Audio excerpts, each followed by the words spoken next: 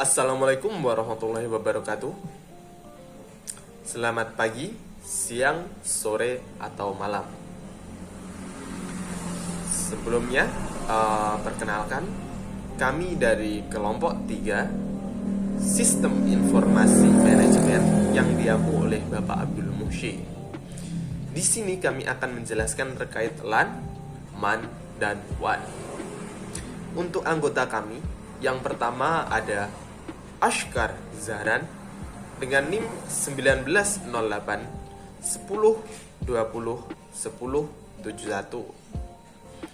Kemudian ada Alfian Rudistia Adi Kusuma dengan NIM 1908 10 20 10 92. Kemudian ada Ilham Indrawijaya dengan NIM 1908 10 20 11 01. Baik, mari kita masuk ke dalam pembahasan. Pertama, di sini saya akan menjelaskan terkait LAN. Apa itu LAN? LAN atau kepanjangannya Local Area Network ialah suatu jenis jaringan komputer yang mencakup wilayah lokal dengan menggunakan berbagai perangkat jaringan yang cukup sederhana dan populer, seperti menggunakan kabel UTP, Unshielded Twisted Pair, kemudian hub, switch, router, dan lain sebagainya. Nah, kenapa sih LAN itu dipakai? LAN kebanyakan dipakai untuk mentransfer data di antara pemakai dalam jaringan atau membagikan sumber di antara pemakai. Nah, tadi kan di antara lokal ya. Itu jadi pemakai LAN itu bisa membagikan data-data yang ada di komputernya kepada komputer lain yang berada dalam jaringan yang sama. Implementasi LAN dapat dilengkapi dengan kemampuan transfer data berkecepatan tinggi tanpa membutuhkan operator sistem untuk menjalankan proses transmisi. Bahkan ketika menyambungkan LAN ke jaringan area yang lebih luas yang menjangkau ribuan mil, transfer data di antara para pemakai dalam jaringan menjadikan efektivitas waktu dan dalam banyak kasus tidak akan menimbulkan masalah. Selain itu, LAN digunakan untuk membagi sumber-sumber hardware dan software di antara pemakai jaringan. LAN juga memungkinkan pemakai untuk bersama-sama menggunakan software dan data yang dihasilkan oleh software. Jadi, ambil contoh di salah satu komputer menggunakan aplikasi Word, di mana dia mengerjakan suatu proyek di situ dan nanti akan menghasilkan sebuah file Word. Nah, sesudah hasil itu selesai, di satu komputer itu dapat dengan cepat mengirimkan file itu kepada komputer lain yang berada di jaringan yang sama tanpa membutuhkan aplikasi lain atau membutuhkan hardware lain. Ambil contoh, tanpa membutuhkan aplikasi share it kalau di HP samanya, atau Bluetooth, atau mungkin aplikasi lain seperti WhatsApp. Dan kemudian untuk hardware mungkin menggunakan USB, dimana teman-teman mungkin kan sering membagikan filenya melalui USB ya teman-teman, dimana file Word itu dimasukkan ke dalam USB, kemudian dimasukkan ke komputer yang lain. Nah, dalam penggunaan LAN ini tidak perlu ribet seperti itu. Teman-teman bisa dengan cepat membagikannya ke komputer yang lain yang berada di dalam satu jaringan. Baiklah, kemudian dari contoh dari jaringan komputer ini itu ada di sekolahan, kemudian ada di perusahaan-perusahaan, dan kemudian ada di warung internet. Nah, jaringan yang ada di area-area tersebut itu terbatas karena memang sesuai pengertian tadi ya, di mana LAN itu areanya itu hanya lokal saja atau terbatas. Kemudian bisa dilihat di slide selanjutnya. Berikut adalah contoh-contoh dari jaringan LAN, di mana teman-teman bisa lihat ada satu server yang terhubung dengan switch hub. Kemudian ada switch hub yang terhubung pada banyak workstation atau komputer. Nah, di sini bisa dilihat ya, di mana sesuai penjelasan saya tadi, sampainya ambil contoh workstation 1 itu ingin mengirimkan file ke workstation 2. Nah, itu bisa dengan cepat, tidak perlu menggunakan USB dari workstation 1 kemudian berjalan ke workstation 2. Bisa langsung mengirim seperti itu. Kemudian kita masuk ke dalam slide selanjutnya, yaitu karakteristik LAN. Nah, LAN sendiri memiliki beberapa karakteristik. Pertama, yaitu tidak menggunakan jaringan telekomunikasi dari operator tambahan. Jadi LAN ini tidak perlu menggunakan operator tambahan ya, menggunakan alat-alat yang lokal tadi saja sudah bisa menghubungkan antar komputer satu dengan komputer yang lain. Kemudian jaringan LAN biasanya digunakan untuk kepentingan pribadi ya, sesuai yang tadi ya, perusahaan atau mungkin sekolah atau warnet tersebut. Kemudian administrasi pada jaringan LAN dilakukan melalui administrasi lokal. Nah, ya karena hanya lingkungannya tercakup lokal saja ya, maka dilakukan melalui administrasi lokal. Kemudian yang keempat ada di dalam jaringan LAN biasanya terdapat satu komputer yang berfungsi sebagai server yang bertugas untuk mengatur sistem agar berjalan normal. Ya, seperti pada contoh di foto tadi ya, teman-teman. Baiklah, selanjutnya ada kelebihan LAN. Apa sih kelebihan dari LAN itu? Pertama, kelebihan LAN yaitu memiliki jaminan keamanan yang lebih karena fasilitasnya dalam menggunakan IP lokal jaringan hanya dengan switch kemudian router. Karena menggunakan lokal tadi ya, jadi keamanannya itu lebih aman. Kemudian dapat melakukan penggunaan sumber daya secara bersama-sama, seperti contoh yang saya kasih tadi ya, teman-teman. Kemudian melakukan transfer file melalui satu server pengatur keluar masuk informasi adalah hal yang memungkinkan. Kemudian penggunaan dengan LAN dapat membuat pekerjaan lebih efektif dan efisien. Dan kemudian ada keamanan kerahasiaan data maupun investasi terjamin karena LAN memiliki sistem pengatur password. Kemudian tidak banyak penggunaan kabel.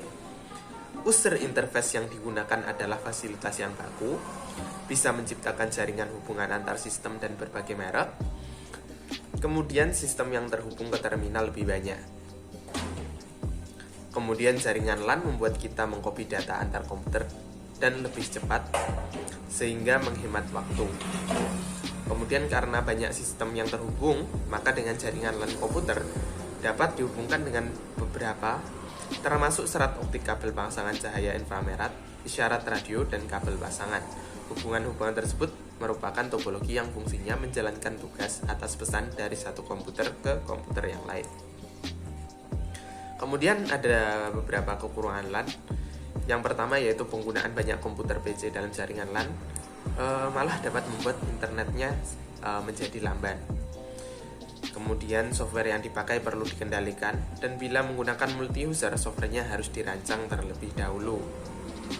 Kemudian LAN begitu lambat di speed modemnya, Kemudian karena semua komputer atau PC terhubung dalam satu jaringan atau topologi, maka ketika salah satunya terinfeksi virus komputer lainnya juga akan terkena virus.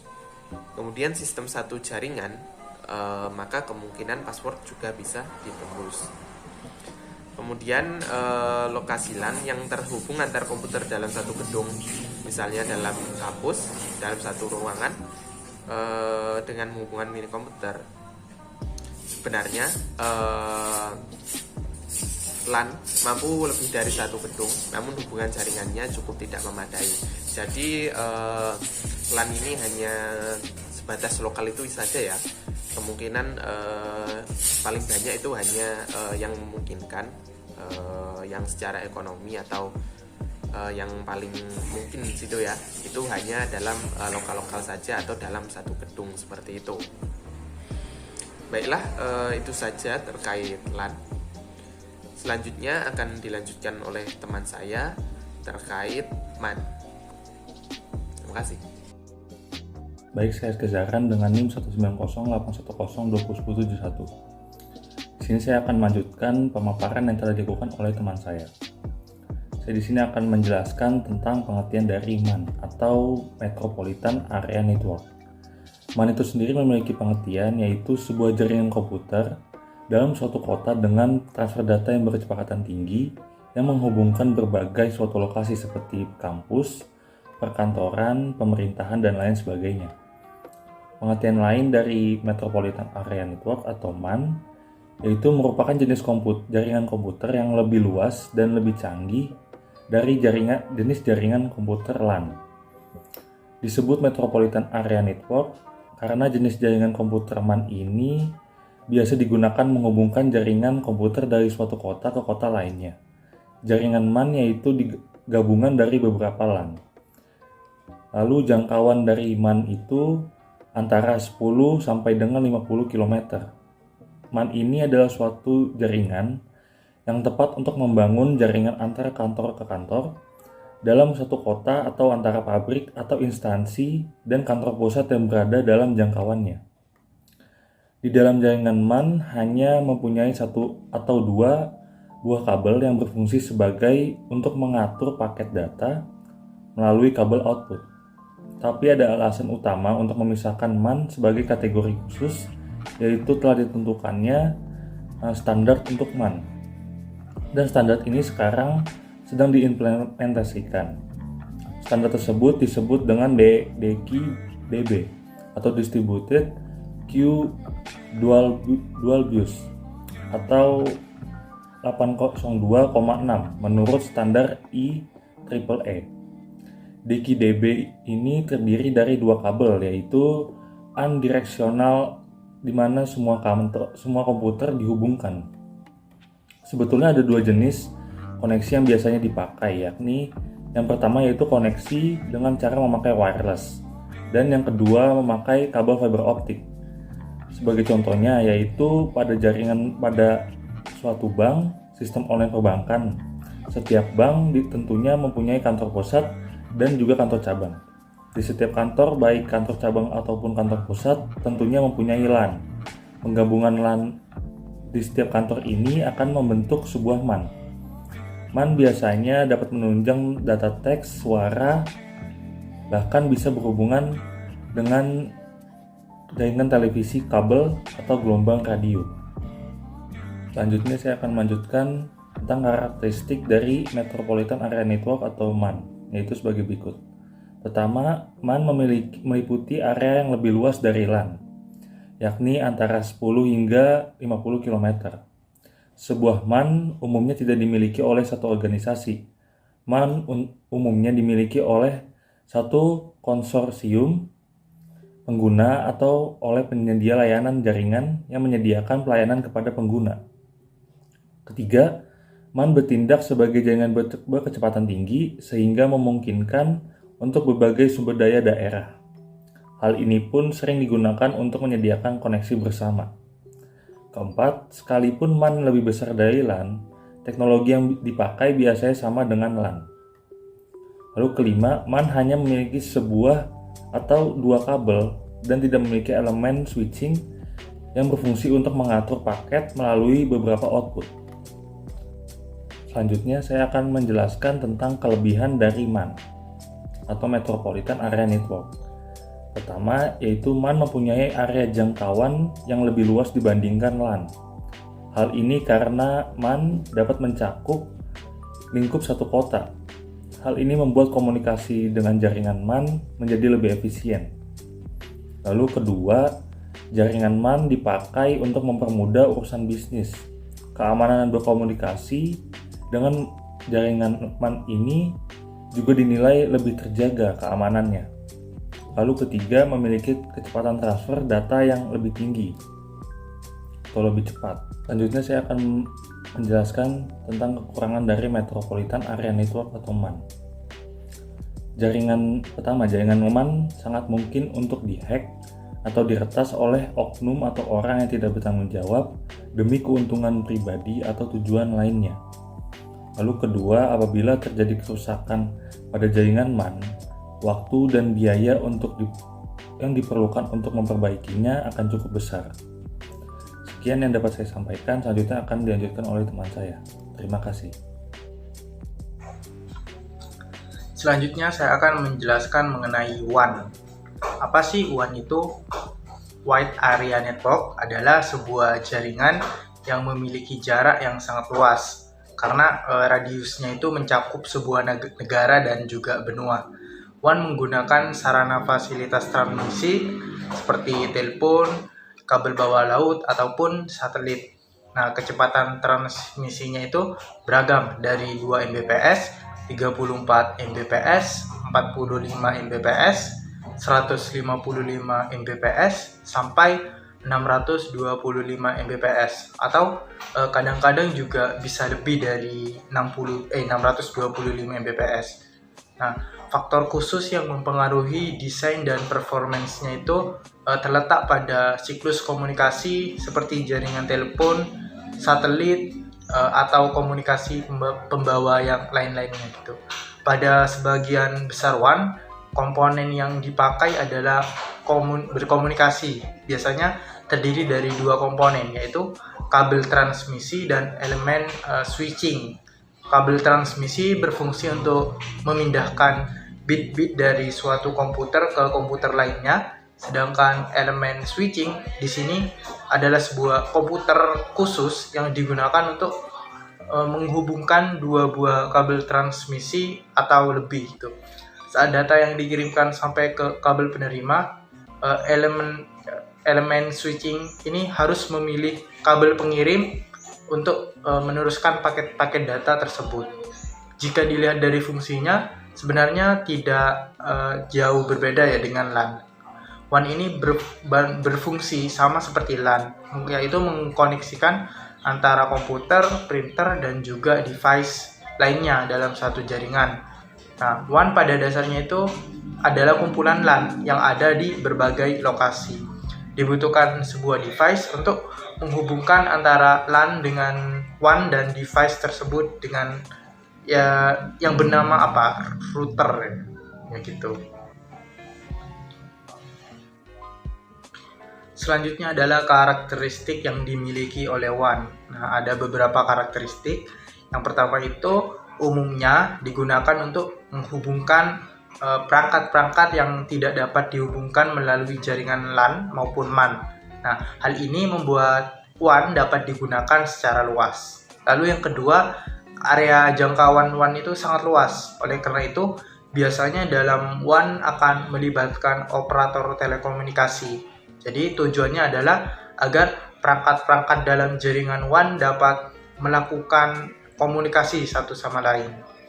Lalu karakteristik yang ketiga, ada jaringan WAN dapat melakukan pertukaran paket data atau frame antar router atau switch dan jaringan LAN yang sudah dibangun.